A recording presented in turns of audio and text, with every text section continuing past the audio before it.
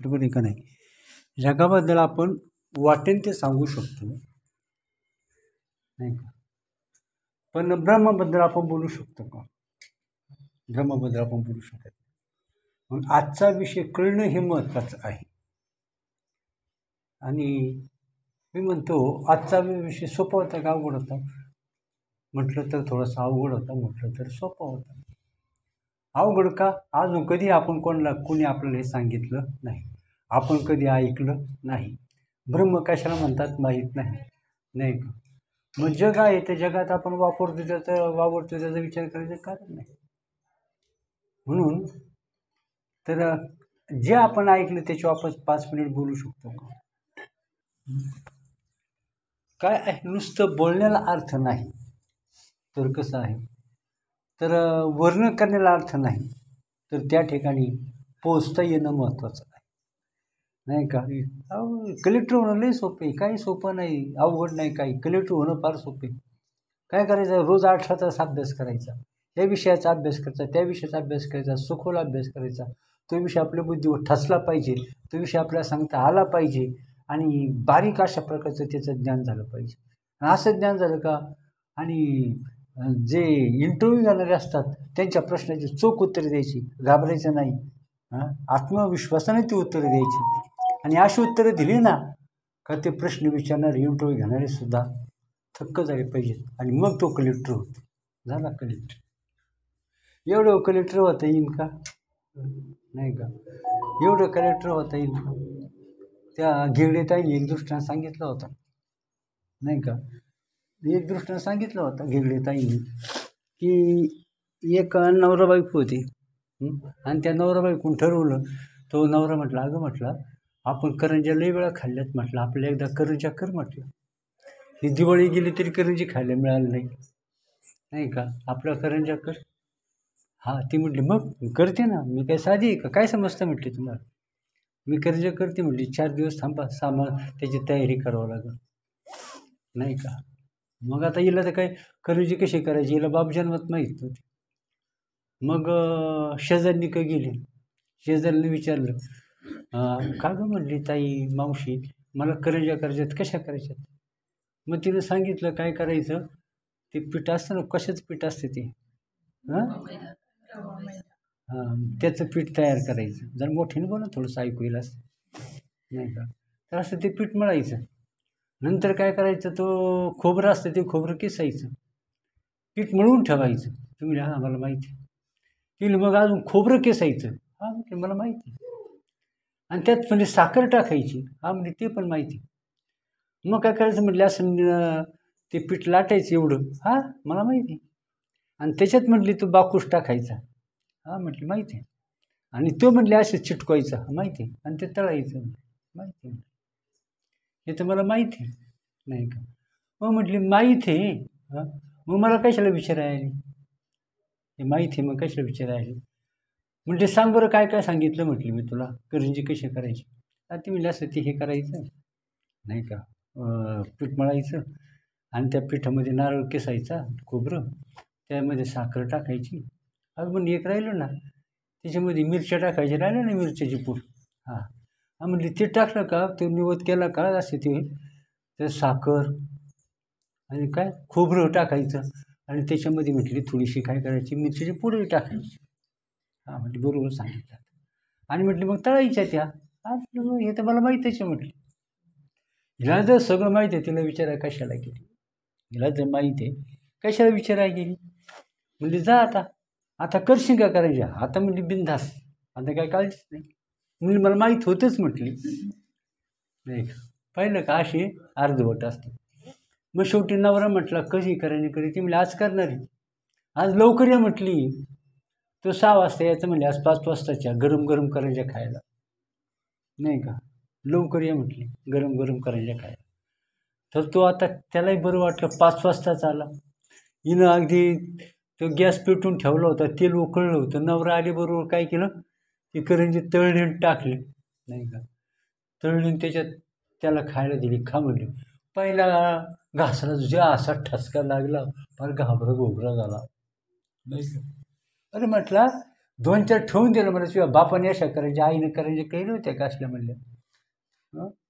मग काय आहे, आपल्याला जर माहीत नाही तर शहाणपणा कशाला करायचं? खरं आहे का नाही? माहीत नसताना जर त्याचा आव जर आणला तर काय होतं, त्याचं धेंडवडं निघतं.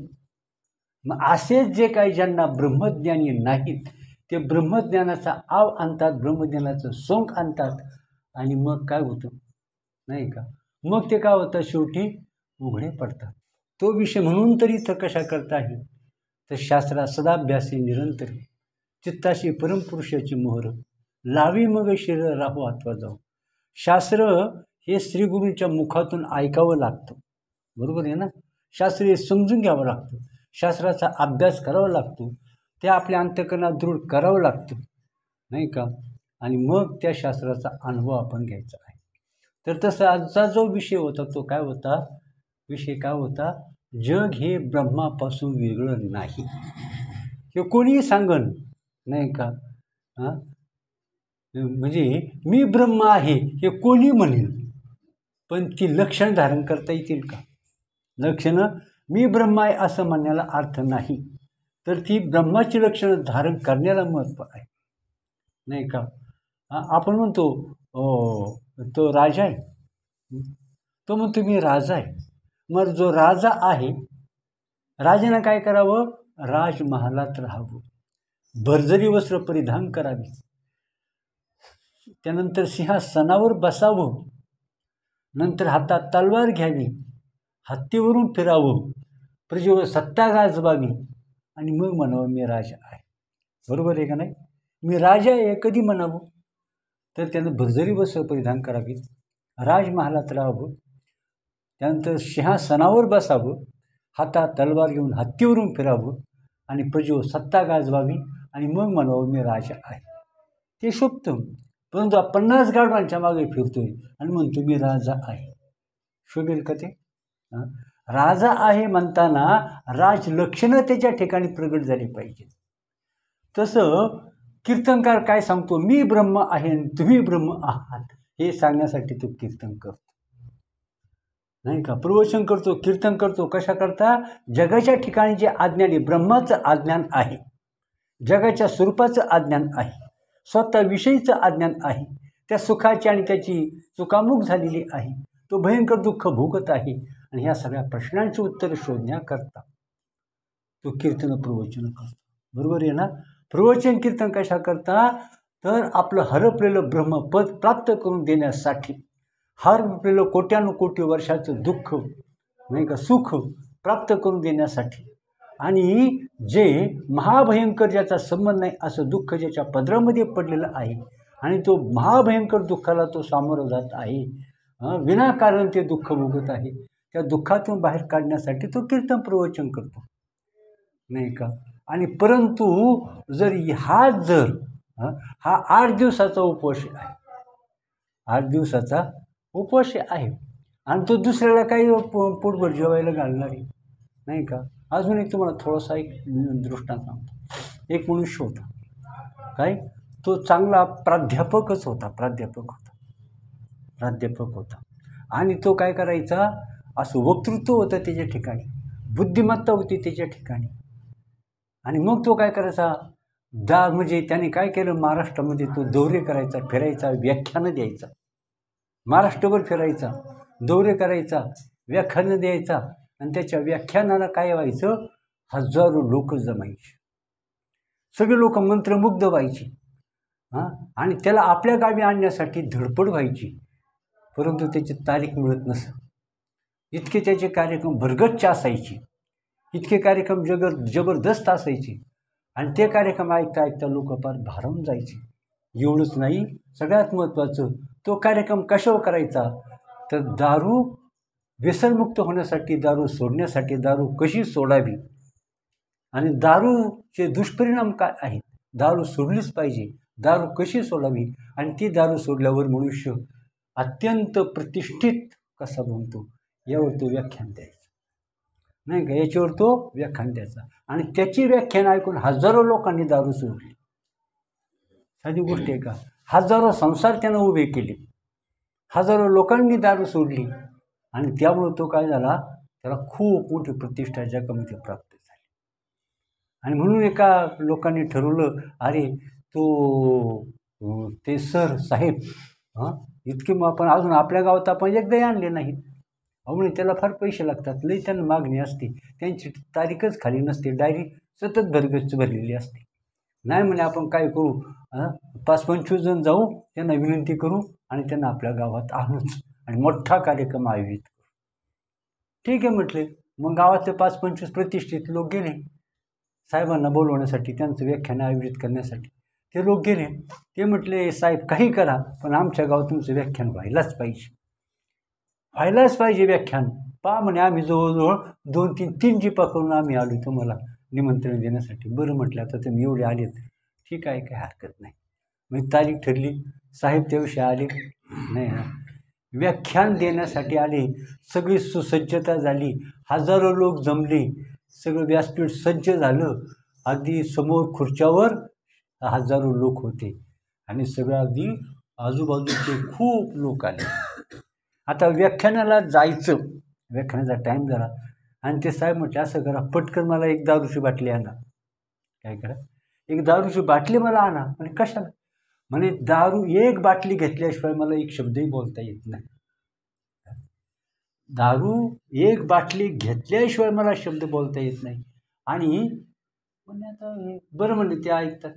महाराज दारू प्याले, एक बाटली महाराजांनी घेतली आणि असं व्याख्यान दिलं, टाळ्यांचा कडकडाट. मग हे कसं आहे? आणि म्हणून कसं आहे, तर हा लोकांची दारू सोडली पण याची दारू मात्र सुटली नाही का. आणि म्हणून कहते है लेकिन करते नहीं, कहते है लेकिन करते नहीं, मोह के बड़े लबाड, मोह काला हो जाएगा साई के संत के दरबार. नाही का. म्हणून कसं आहे, बोले तैसा चाले त्याची वंदावी पाऊले. आणि म्हणून आपण सारिके, त्यांना संत म्हणतात.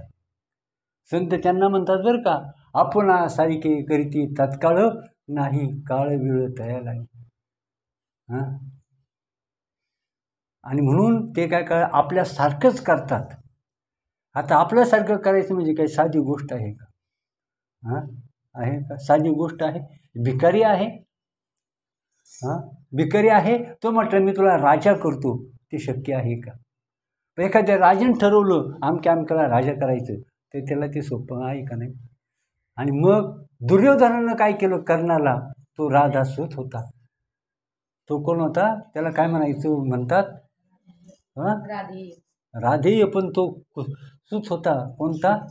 सूतपुत्र होता. तो सूतपुत्र होता.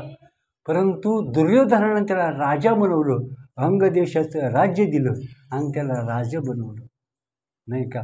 मग तशाच प्रकारे सांगणारा कसा असला पाहिजे, समर्थ असला पाहिजे, नाही का. म्हणून संत कसे असतात, नुसते बोलत नाहीत, कहते है लेकिन करते नहीं, नाही का. कहते है लेकिन करते नहीं, मोह के बडे लबाड, आणि मोह काला हो जाएगा, असे नुसते बोलणारी आहेत ना, साई के दरबार, नाही का. आणि म्हणून शास्त्र, तो गुरु कसा असावा, शास्त्र 4 वेद 6 शास्त्र 18 पुराण, शास्त्र पारंगत असावा. ब्रह्मज्ञानाचा त्याला कसा असावा, ब्रह्मशास्त्रामध्ये पारंगत असावा. तो आत्मज्ञानी असावा. तो ब्रह्मस्थितीमध्ये असणारा, ब्रह्मस्थिती सदा डुलत राहणारा, नाही का. साक्षात परब्रह्म स्वरूप झालेला, दयाघन असणारा, अशा प्रकारचा गुरु असावा. आणि मग काय होतं, तर ते काय करतात, आपलं त्याला तात्काळ करून टाकतात, नाही का. आता एवढं तर काय आहे, आपला विषय काय होता, तर जग आणि ब्रह्माचं स्वरूप काय. आपला विषय होता काय, जग आणि ब्रह्माचं स्वरूप काय.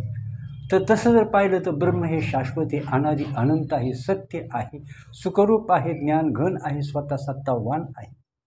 हे ब्रह्माचं स्वरूप आहे. आणि जग कसं आहे, तर जग हे नाशवंत आहे, जग हे शाश्वत नाही. जग हे कसं आहे, भ्रामक आहे. हे जग हे भ्रांतिरूप आहे. आणि हे जग आत्मज्ञानानंतर राहत नाही.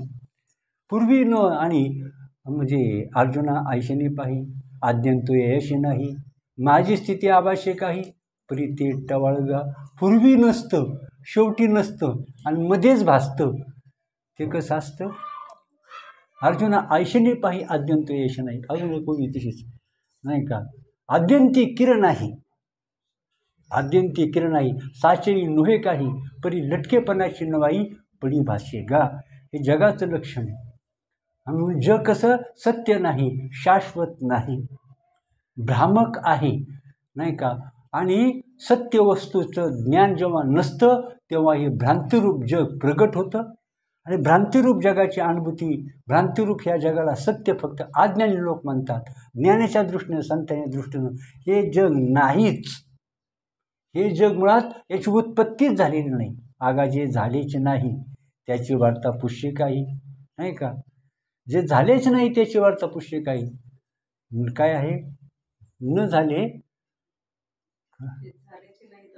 जे नाही, बरं ठीक आहे, जे झालेचे नाही तत्वता त्यावर निर्गुणाची सत्ता, असे ज्ञातेपणे बोलता तुझ लाज नाही. म्हणून शास्त्र सांगते, कंठरवाणं सांगते, महात्मे कंठरवाणं सांगतात. ह्या म्हणून कसं आहे?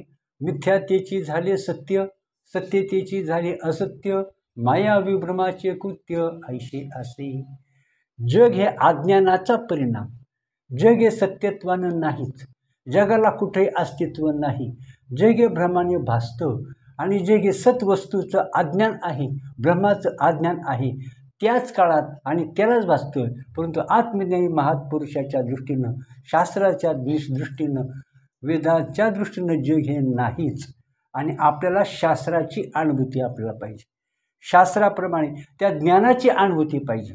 जे ज्ञानानं सांगितलं, शास्त्रानं सांगितलं, जो महात्म्यांचा अनुभव आहे तो अनुभव आपल्याला पाहिजे, नाही का? तो पाहिजे. म्हणून काय तर शास्त्र काय सांगतं पहा. आता असू द्या. तर तेव्हा काय सांगितलेलं आहे? तर जग आणि ब्रह्म, आणि म्हणून पहा देह आणि आत्मा. आता पिंडाच्या दृष्टीने बोलायचं झालं आत्मा आणि देह, ब्रह्मांडाच्या दृष्टीने बोलायचं झालं तर ब्रह्म आणि जग. देहाच्या मध्ये हे जे आहे तर त्या दृष्टीनं आत्मा सत्य आहे, देह मिथ्या आहे. आत्मा शाश्वत आहे आणि देह नाशवंत आहे, नाही का? आत्मा अनादि अनंत आहे आणि देह कसा आहे? तात्पुरता आहे. देहाला आत्म्याची गरज, आत्म्याला देहाची गरज नाही, परंतु देहाला मात्र आत्म्याची गरज आहे. आत्मा असल्याशिवाय देहाला अस्तित्व नाही, परंतु आत्म्याच्या अस्तित्वाला त्याला देहाची गरज नाही. आणि म्हणून आत्म्यामुळं देह आहे, आत्म्यामुळं देह भासतो आणि आत्म्याच्या ज्ञानानं देह राहत नाही. जोपर्यंत आत्म्याचं अज्ञान आहे तोपर्यंत देहाचं अस्तित्व आहे. आत्म्याचं अज्ञान झालं का हा देह राहत नाही. जसं आपलं स्वप्न आहे, नाही का? स्वप्न आहे तर त्या स्वप्नामध्ये या स्वप्नीची विचित्र सेना काय आहे?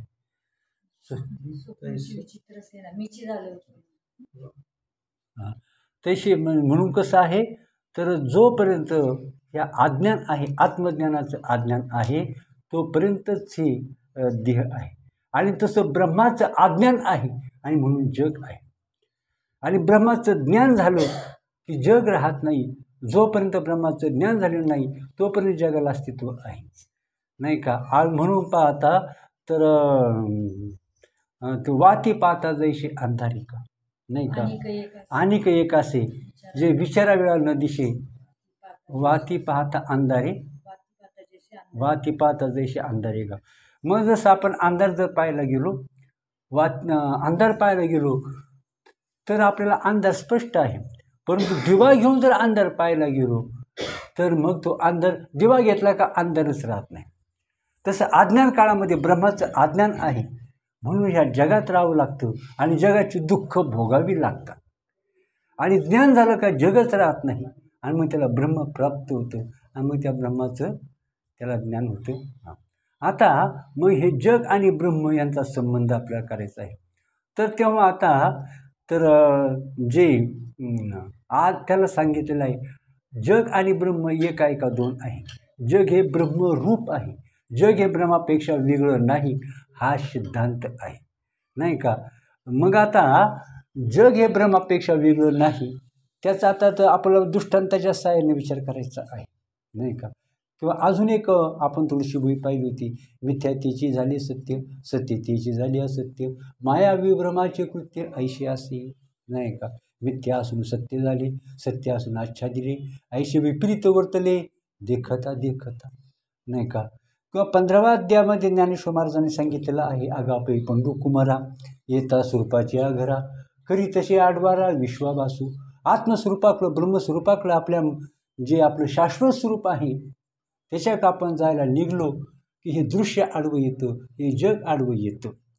आणि जे आडवं येतं त्याला घालवल्याशिवाय सत्यवस्तूची प्राप्ती होत नाही. मग ज्ञानाच्या आड काय येतं? अज्ञान म्हणजे हे जग येतं, नाही का?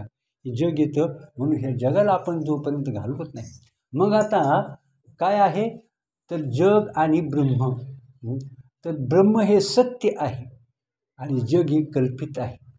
कसं? आता उदाहरण जर समजा आपण पाहायचं झालं तर मुख आहे आणि प्रतिबिंब आहे. आपण समोर आरसा धरला, नाही का? आरसा धरला आणि मुख आहे, मुखासमोर आरसा धरला तर ते आरशासुद्धा आपलं मुख दिसतं.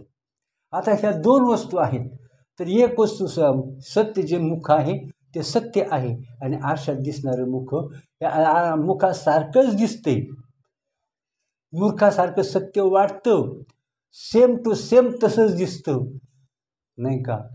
आणि मग त्याला प्रतिबिंब म्हणतात.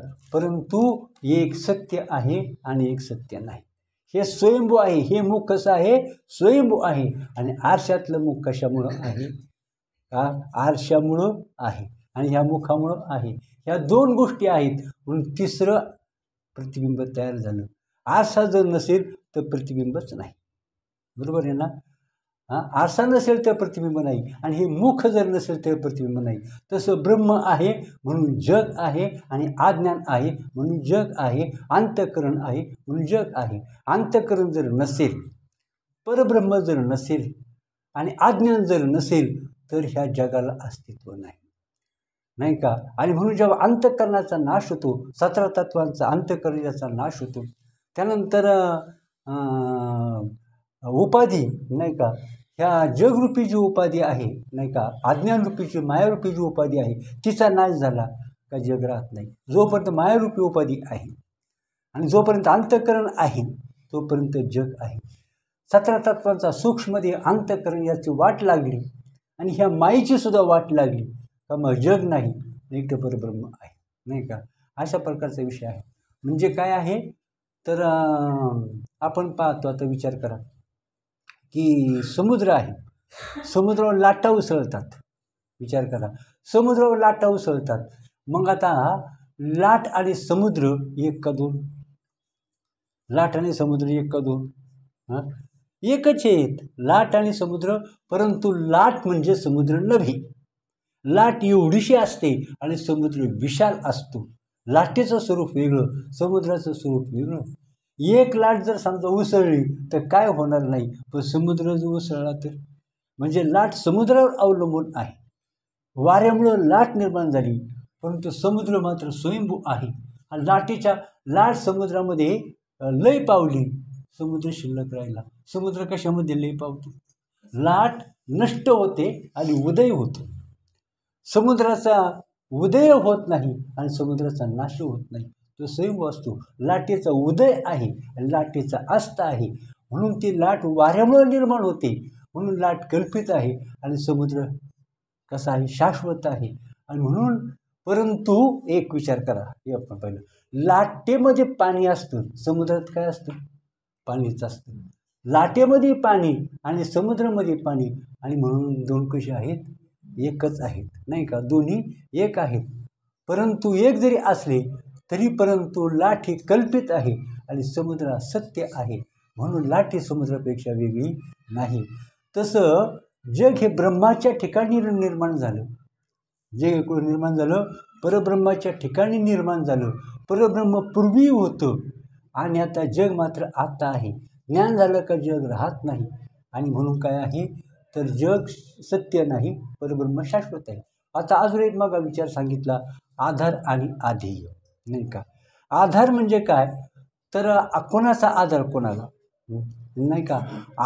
आधार आणि आधेय. आधार हे सत्य असतं आणि आधेय हे आधारावर कल्पित असतं. बरोबर आहे का नाही. कल्पित. आता दोरी घ्या, अजून विचार करा. दोरी आहे, दोरीवर सर्प आहे, सर्प निर्माण झाला, दोरी नसती सर्प निर्माण झाला असता का. दोरी आहे म्हणून सर्प आहे. यात सत्य का नासत्य काय. दोरी सत्य आहे आणि सर्प कल्पित आहे. मग कल्पित वस्तू ही अधिष्ठान रूप असते. कल्पिताचा नाश हा अधिष्ठानामध्ये होतो. बरोबर आहे ना. सर्पाचा नाश झाला, कशामध्ये नाश झाला. दोरीमध्ये नाश झाला. सर्प नष्ट झाला पण दोरी शिल्लक आहे. नाही का. मग तशा प्रकारे जगाचा नाश झाला कशामध्ये. ज्याचा आपल्या अधिष्ठानात नाश असतो ती वस्तू कल्पित असते. कल्पित म्हणजे अधिष्ठानच त्या वस्तूच्या रूपाने भासतं. लक्षात आलं का. दोरीच सर्पाच्या रूपाने भासते, ब्रह्मच जगाच्या रूपाने भासतं, परंतु ते म्हणजे कसं असतं, भ्रमाने भासतं, अखंड नसतं. आणि म्हणून तर समुद्र हा काय आहे, आधार आहे. लाट ही काय, आधेय आहे. ज्याच्यावर भासतं त्याला आधार म्हणतात आणि जे भासतं त्याला आधेय म्हणतात. आणि आधेय कसं असतं, अधिष्ठानापेक्षा वेगळं नसतं. कल्पित वस्तू अधिष्ठानापेक्षा वेगळी नसते. आणि जेव्हा ते कल्पित वस्तू नष्ट होते ते कशामध्ये नष्ट होते. आपल्या स्वप्न पडतं, आपण झोपलो, स्वप्न पडतं, आधी असतं आपण काय असतो, झोपेमध्ये असतो, तिथं काहीच नसतं, काहीही नसतं, आपण एकटेच असतो. पण स्वप्न पडलं, आता आपले त्या सुषुप्तीवर, आनंद सुषुप्तीवर स्वप्नातलं जग निर्माण होतं. ते कुठून आलं, सुषुप्तीतच निर्माण झालं. बरोबर आहे ना. आणि आपण जागे झालो, ते जग कुठे गेलं, सुषुप्तीतच झालं. म्हणजे किंवा स्वप्न नष्ट झालं, कशामध्ये नष्ट झालं. बर्फ आहे, आता पाणी आहे आणि बर्फ आहे. नाही का. पाणी आहे आणि बर्फ आहे. बर्फाचा आधार पाण्याला का पाण्याचा आधार बर्फाला. विचार करा. कशाचा आधार कशाला. कशाचा आधार. पाण्यापासून बर्फ निर्माण झालं. नाही का. आणि ते बर्फ जेव्हा वितळतं तेव्हा ते कशामध्ये, पाण्यामध्ये त्याचं रूपांतर होतं. बर्फ वितळलं ते पाण्यामध्ये रूपांतर होतं. आणि ते पाण्यापासूनच बर्फ निर्माण होतं आणि पाण्यापासूनच ते नष्ट होतं. ते पाणीच आहे पण त्याला आकाराला आलं म्हणून त्याला त्याला बर्फ म्हणायचं. आकाराला जोपर्यंत आकार आहे तोपर्यंत त्याला बर्फ म्हणायचं. त्याचा आकार नष्ट झाला त्याला बर्फ कोण म्हणणार आहे. तसं हे ब्रह्मच आहे, परंतु आकाराला आलं म्हणून त्याला जग म्हणायचं. आकार नष्ट झाला काय ते ब्रह्मच आहे. नाही का. आणि म्हणून त्या अधिष्ठानाचं ज्ञान झालं का, ज्याला काय म्हणतो, अधिष्ठानाचं ज्ञान झालं का कल्पित वस्तू राहत नाही. म्हणून ब्रह्मापासून जग निर्माण झालं, ब्रह्माच्या आधारामुळं जग निर्माण झालं, ब्रह्माच्या आज्ञेमुळं जग निर्माण झालं. पण त्या ब्रह्माचं ज्ञान झालं का ते जग कुठं होतं, आपल्या अधिष्ठानामध्ये, आपल्या ब्रह्मामध्येच आपल्या नाहीचं होतं. आणि म्हणून ते कसं आहे, त्याच्यापेक्षा वेगळं नाही. चिखलाचा बैल केला, गाय केला, हत्ती केला. नाही का. त्या चिखलापासून बैल निर्माण झाला. मग आता तो बैल चिखलापासून वेगळा आहे का, चिखलापासून एक आहे. परंतु जेव्हा त्याला बैलाचा आकार प्राप्त झाला, आता कोणी त्याला बैल म्हणत, चिखल म्हणत नाही. त्याला काय आहे तर त्याला बैल म्हणतात. परंतु जेव्हा आपण त्याचा गोळा करतो तेव्हा तो बैल राहत नाही. तो बैल काय होतो, चिखलामध्ये नष्ट होतो. आता बैल कल्पित आहे आणि चिखल सत्य आहे. नाही का. आता बैल तो चिखलच बैल झाला, परंतु कसं आहे तर ते कुंभाराच्या बुद्धीमुळे तो चिखल बैल झाला. परंतु नंतर कुंभारानं त्या बैलाचा गोळा केला, चिखलाचा गोळा तयार केला. आता पुन्हा पूर्वी जसं होतं तो चिखलातून निर्माण झाला आणि चिखलातच नष्ट झाला. तसंच ब्रह्मापासूनच जग निर्माण झालं आणि ब्रह्मातच नष्ट होतं. म्हणून बैल हा कल्पित आहे आणि चिखल हा सत्य आहे. आणि म्हणून तो बैल चिखलापासून वेगळा नाही. त्याचं कारण काय, त्याची उत्पत्ती चिखलातून झाली आणि त्याचा नाशही चिखलात झाला. म्हणून दोन्ही एक आहेत. तसं ब्रह्मापासून जग झालं आणि ब्रह्मातच ते लय पावतं. म्हणून तात्पुरती जरी दोन जरी दिसली तरी त्यांचं स्वरूप एकच आहे.